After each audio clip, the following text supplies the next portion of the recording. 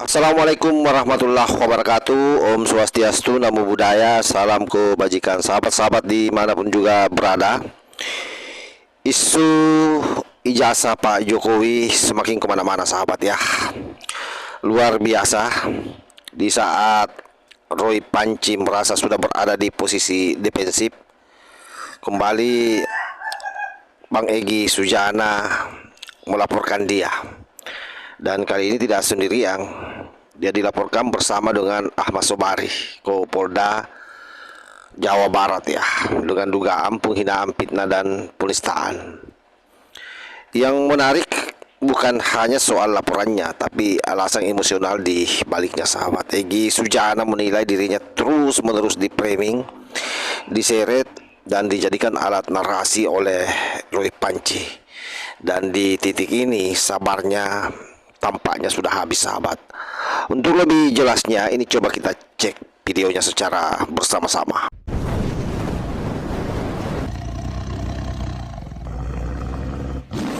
Mohon diinformasikan Bang, bagaimana laporan hari ini, hari Jumat 6 Februari 2026 di Polda Metro, Polda Metro Jawa Barat. Ini jam berapa? Jam 11 malam ya, Polda Jawa Barat ya. Baik, bisa disampaikan Pak Lawyer, silakan. Ya, alhamdulillah laporan sudah diterima. Ini laporan kepada RS dan SB ya. Inisialnya SB dan RS terkait video, unggahan video. Ya.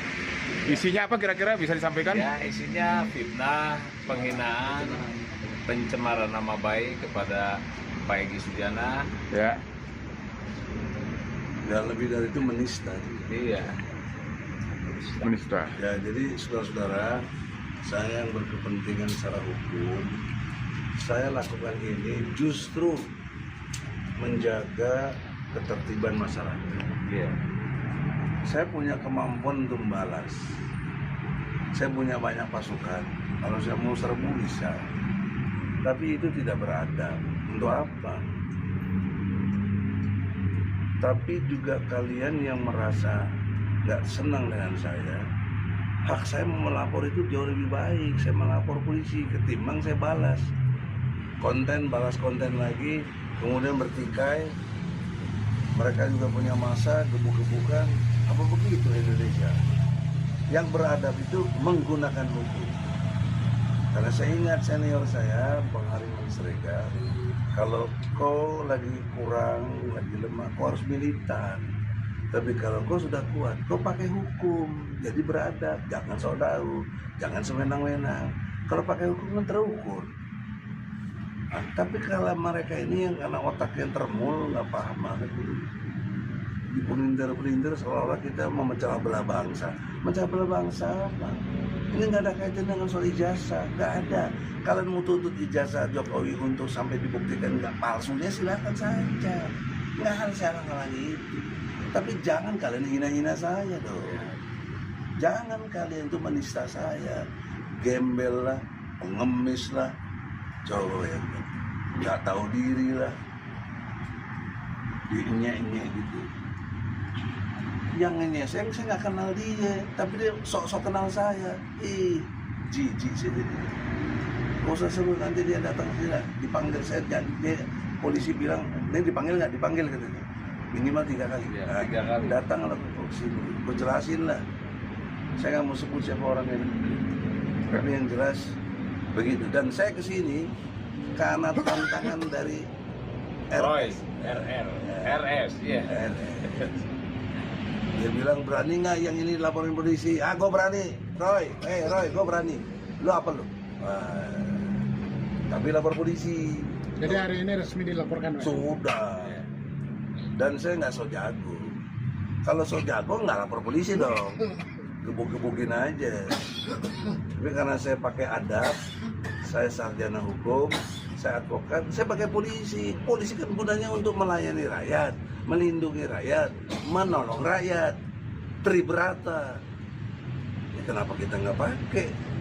Kita bayar pajak kok, dia pakai gajinya dari uang pajak kita. Saya kira gitu aja. Semoga ada kesadaran dari RS sama SOB ya. SOB. Nah, sadarlah kalian. Saya disuruh sadar katanya. Suruh introspeksi diri. Tahu dirilah engkau dan lain sebagainya. Kalau itu urusan aku, kenapa lo sibuk? Kenapa kok repot? Sob, kenapa lo sibuk begitu? Gua kenal enggak sama lo? Gua kenal. Gua tahu lo tuh orang antara dulu. Waktu lo antara apa nggak ada korupsi? Kemana aja lo? Lo nggak tahu diri. Tapi sudahlah, kalau sama-sama begini di pers kan nggak bagus. Maka laporlah ke polisi, terangkanlah di polisi. Nggak bisa nerangkan, masuk ke pengadilan, kan begitu.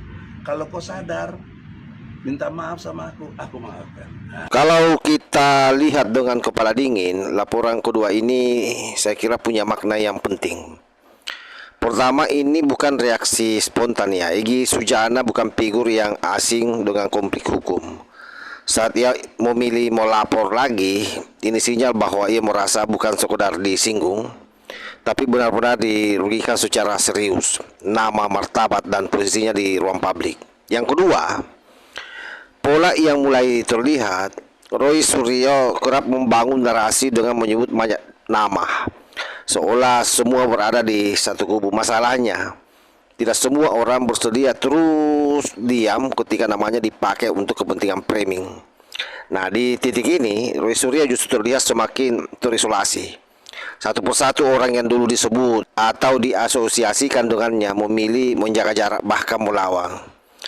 Ketiga, secara hukum dan opini publik, laporan berlapis seperti ini punya efek berbahaya. Bukan hanya soal menang atau kalah di pengadilan, tapi soal beban psikologis, energi, dan legitimasi. Jadi wajar saja sahabat-sahabat sekalian kalau Roy Suryo akhir ini kalau kita lihat rambutnya semakin rontok, kurus, penampilannya dekil, mungkin juga sudah jarang mandi karena tidak bisa tidur kalau malam. Oleh sebab itu, ketika laporan datang dari banyak arah, publik kemudian wajar kalau bertanya, sebenarnya pembongkar kebenaran atau orang yang tak bisa mengendalikan narasinya sendiri. Dan disinilah posisi Roy Suryo makin sulit. Alih-alih fokus memperkuat data, ia justru terseret dalam konflik personal yang melebar kemana-mana. Laporan kedua dari Egy Sujana ini bisa jadi bukan akhir, tapi merupakan peringatan keras bahwa di ruang publik, kata-kata bukan sekedar opini, ia bisa berubah menjadi konsekuensi hukum. Roy Suryo kini berada di persimpangan, sahabat. Terus berbicara dengan gaya lama dan menambah daftar masalah, atau berhenti sejenak, menata ulang langkah, atau benar-benar membuktikan apa yang selama ini dia klaim. Karena satu hal yang makin jelas, ketika orang-orang yang dulu disebut sebagai bagian daripada narasi mulai balik melawan, itu bukan lagi soal framing, tapi itu adalah tanda kepercayaan sudah runtuh. Oleh sebab itu sahabat-sahabat sekalian, Roy Panci sekali lagi benar-benar rungkat dan terpojok, dan sepertinya tidak akan bisa lagi terselamatkan oleh siapapun. Apalagi kita tahu bahwa orang-orang yang selama ini berjuang di samping kiri kanan, muka belakang Roy Panci, itu satu persatu sudah keok. Salah satunya ya Bang Egy Sujana ini dengan Damai Hairil Lubis. Lalu ada lagi 4 orang yang sudah dipanggil Pak Prabowo. Saya yakin mereka juga akan sangat hati-hati bicara soal ijazah, sahabat. Saya kira demikian. Wassalamualaikum warahmatullahi wabarakatuh.